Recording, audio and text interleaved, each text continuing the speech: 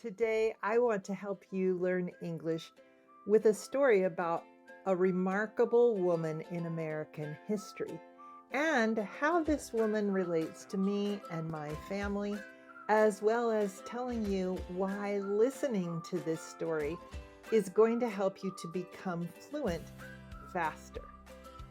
Welcome to English Coach 3Ts. I'm Tanya, and I'm especially excited to talk about this person in this story today. See if you can guess who I'm talking about. I'm going to start with how this story relates to me. Then I'm going to tell you some of the facts and things you might like to know about this historical figure, and again, how this can help you to become more fluent just by listening to this story.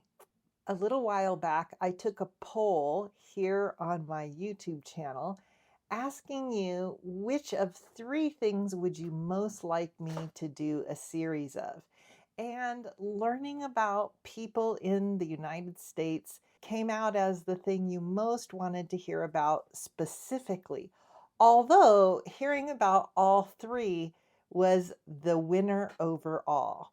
And today in this story, you're going to get to hear about people in the United States, history, and at least one of the states.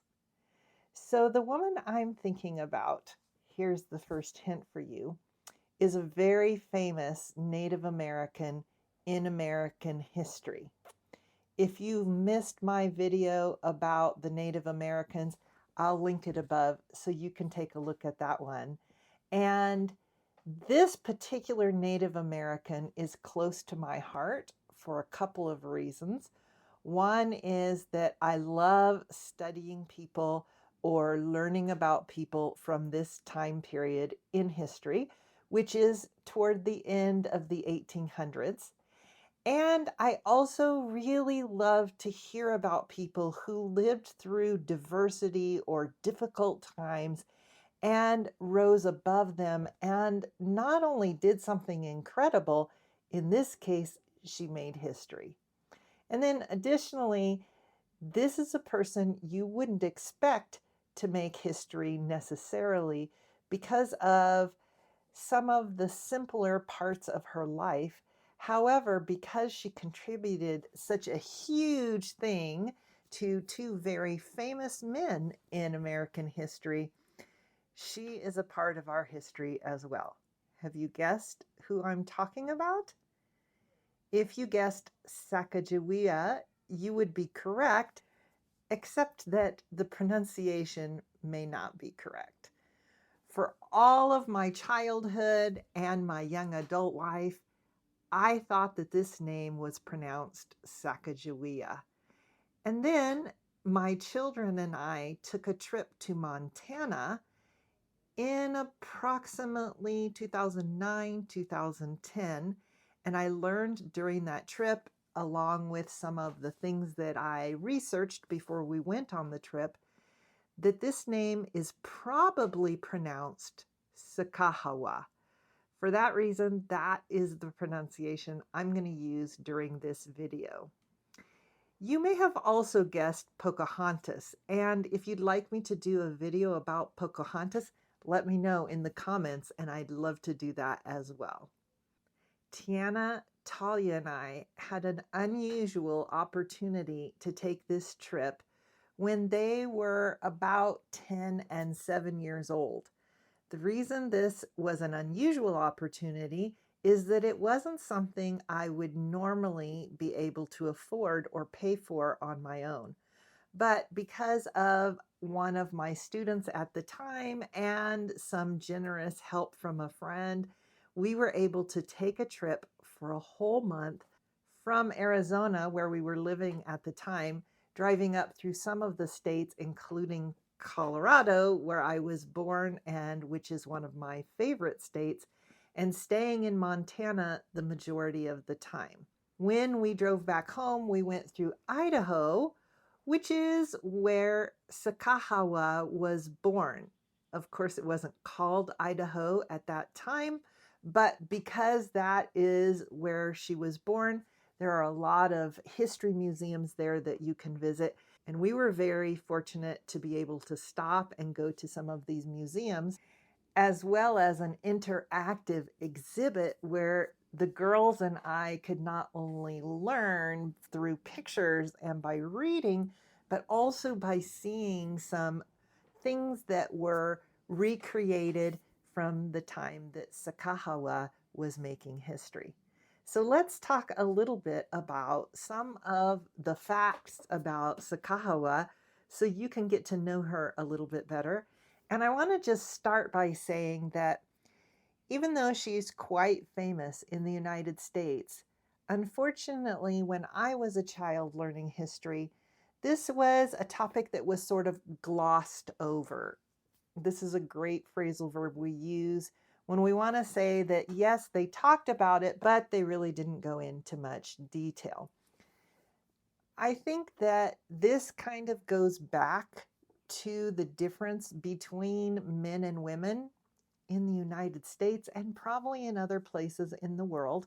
And if you haven't seen my video about my experience as a woman in the United States earlier in my life, you're definitely going to want to take a look at that one. So I will link it above. Since I wasn't taught a lot about her, basically I just knew that she was a Native American woman, which we didn't call Native American when I was studying. We called this group of people Indians, but I talk about that in that video I mentioned and why we don't say that anymore. She was a Native American woman who was on the expedition across what we currently know as the western part of the United States with Lewis and Clark, the explorers at that time.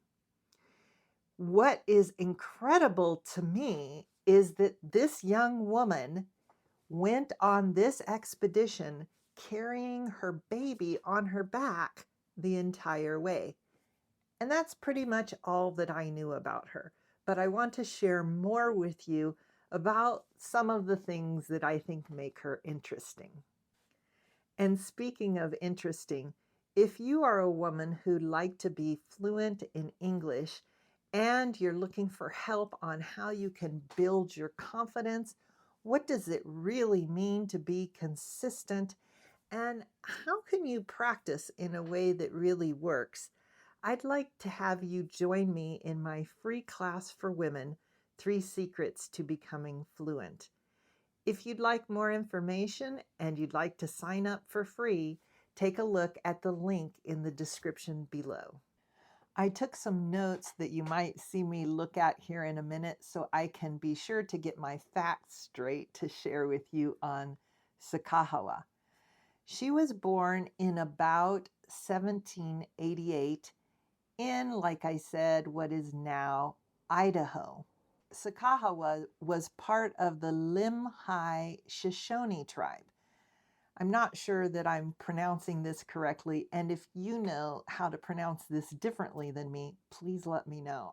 I mentioned that she went through some difficult times, and when she was about 12 years old, another Native American tribe captured her and took her to their tribe, and then she was sold into marriage to a French Canadian man, becoming one of his wives. In other words, he had more than one wife, which isn't common in the United States today. Then in 1804, the Lewis and Clark expedition was looking for interpreters to go along with them on their expedition, and Charbonneau, the husband of Sacagawea, was talking to these 2 men. He was hired to go along, and they used Sacagawea's skills in the language of the Shoshone, as well as her skills in helping to guide them through the wilderness. And again, I think it's worth saying again that she did this with her baby on her back and wearing completely different clothing than we would wear today if we were hiking through the wilderness. And as a hiker myself, I think this is absolutely incredible. This by itself, to me, is enough to understand how remarkable she was. Some of the things that she contributed in addition were the ability to identify edible plants, plants that could be eaten, as well as to symbolize peace to the tribes that they would meet along the way. Having her baby with her, I think, was something that really contributed to this.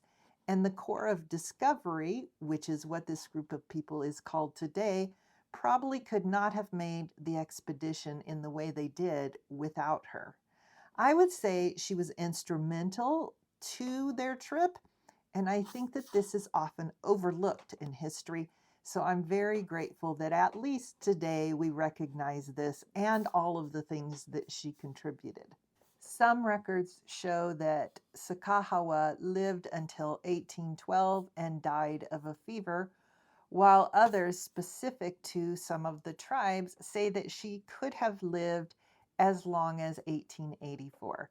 Either way, I think that she had an amazing life, and I always am looking for opportunities to learn more about her.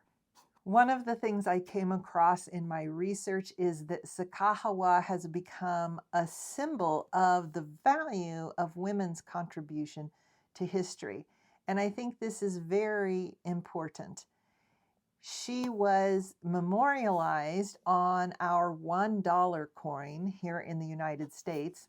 This coin is not one of our most commonly used coins, but I think that this was definitely something that was an honor to her and her memory.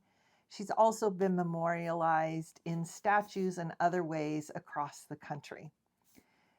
Because her life isn't completely documented and we don't know exactly some of the facts about her life, it is common to have some mixing between what is fact and what is myth.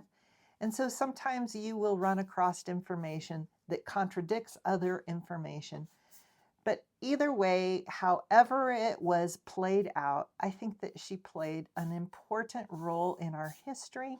And I think it is worth finding out different things about her life, as well as other women and other Native Americans who played such an important role in the history of this country.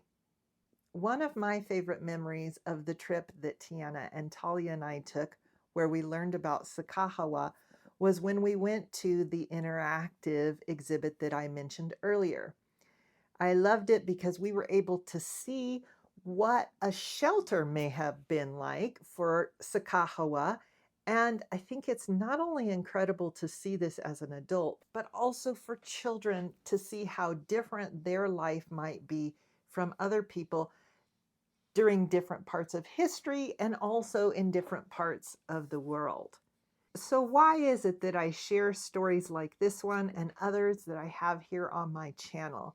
This is one of the very important things you can do to improve your fluency and to become fluent faster. When you're listening to stories where you can understand 90 or 95% or more of what you're listening to, you are improving your fluency in many ways. You're learning vocabulary that you're more likely to remember, but you're also learning grammar because your brain is picking up on some of the patterns that are being repeated over and over. So if you want to make your fluency journey go even faster, start to count your fluency in hours rather than in years. And by doing that, increase the number of hours you spend listening to things that you understand most of what is being said. If you have more questions about how this can work and why listening is such an important part of the process, I recommend you take a look at this video next, and I'll look forward to seeing you there. Bye.